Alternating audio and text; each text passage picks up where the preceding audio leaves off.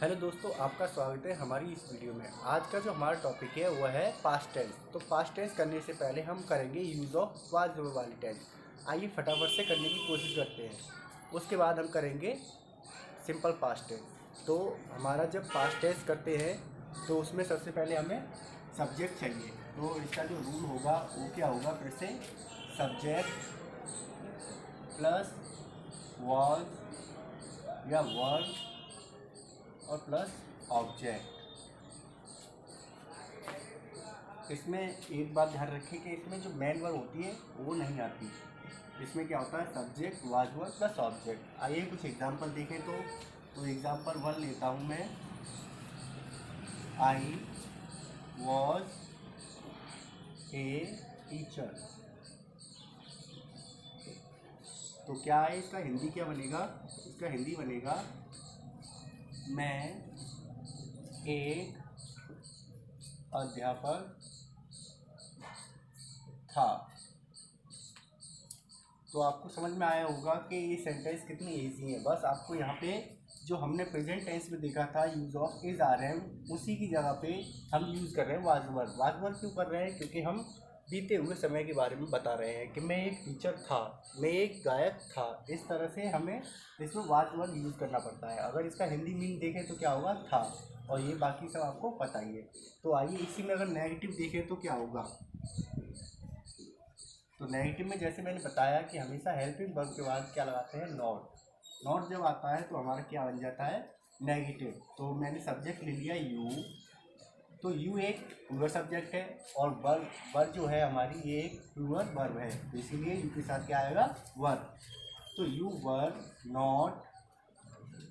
Not a singer. You were not a singer, आप एक गायक नहीं थे। तो इसका हिंदी लिखेंगे तो क्या आ जाएगा,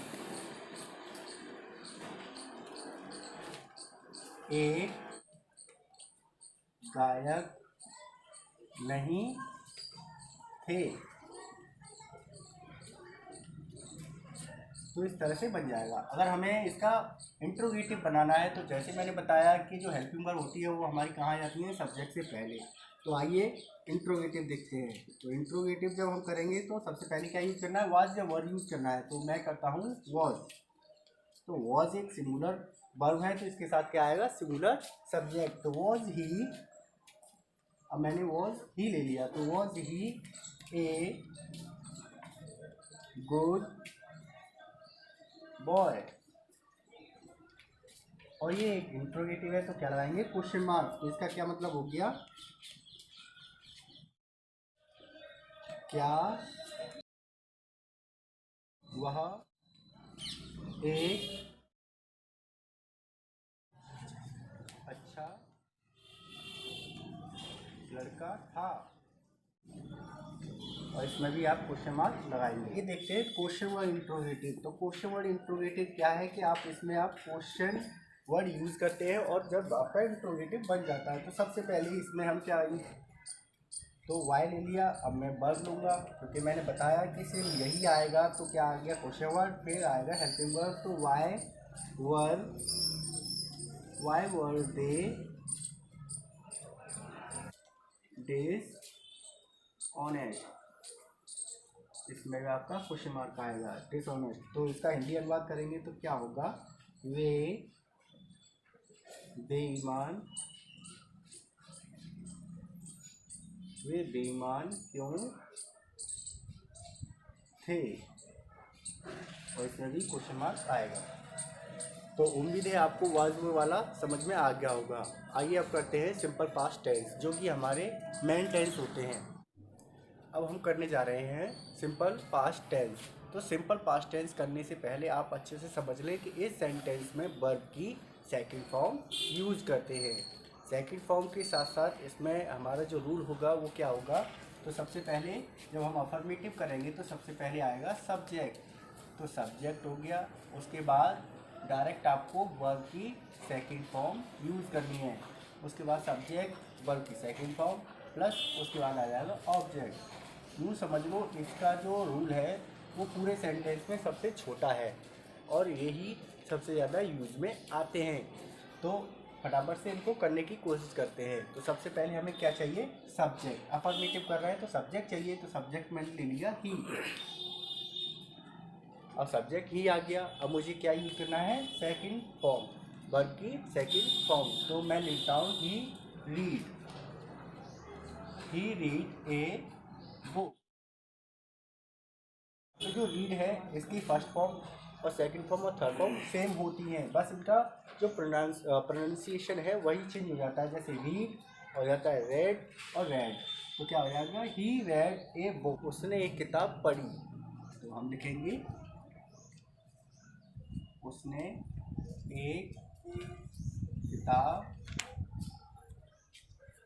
पढ़ी। अब इसका अगर हम नेगेटिव देखते हैं तो नेगेटिव में थोड़ा इसका रूल जो होता है वो चेंज हो जाता है। वो क्या हो जाएगा, उसमें क्या होता है, उसमें आ जाता है आपका subject plus dead plus not plus verb की फर्स्ट फॉर्म। तो यहाँ पे वर्ब की फर्स्ट फॉर्म लगाते हैं प्लस ऑब्जेक्ट। तो बस इतना चेंज होता है जब हम नेगेटिव करते हैं। क्या नेगेटिव है, यहाँ पे सब्जेक्ट के बाद डिड नॉट यूज़ करते हैं। तो आइए देखते हैं नेगेटिव। जैसे आई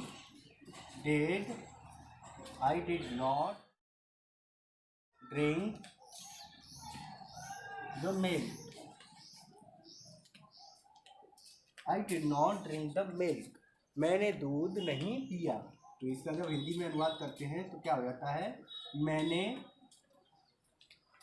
दूध नहीं पिया। अब हमें देखना है इंट्रोगेटिव। तो जैसे मैंने बताया कि जो सिर्फ हमारी हेल्पिंग वर्ब होती है वही सब्जेक्ट से पहले आती है। तो क्या बन जाएगा, इसका बनेगा डेड।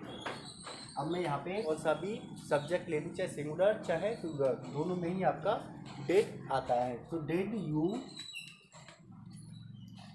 यू प्ले, और यहाँ क्वेश्चन पूछना है तो क्वेश्चन मार्क। अब इसका क्या हो जाएगा, क्या आप खेले।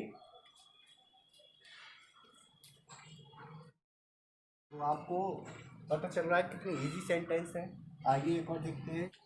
इसमें हम जब करेंगे तो इसमें क्वेश्चन वर्ड इंट्रोगेटिव करते हैं, तो क्वेश्चन वर्ड यूज़ करना पड़ता है। सबसे पहले तो मैं क्वेश्चन वर्ड ले लेता हूँ, मैंने ले लिया वाई। अब उसके बाद आपको ये वाला रूल यूज़ करना होता है। तो वाई डेड सी। अब मैं अगर इसमें नॉट वाला बनाऊँ तो मुझे सी के बाद नॉट लगाना होता है। तो आ जाएगा why did she not sing a song. और ये भी आपका क्या है, और इसमें भी क्वेश्चन मार्क लगाते हैं हिंदी में, और इसमें भी आपका ये क्या है, क्वेश्चन वर्ड प्लस इंट्रोगेटिव है, तो इसमें भी आपको क्वेश्चन मार्क लगाना है। तो आइए इसकी हिंदी देखें तो क्या हो जाएगा, उसने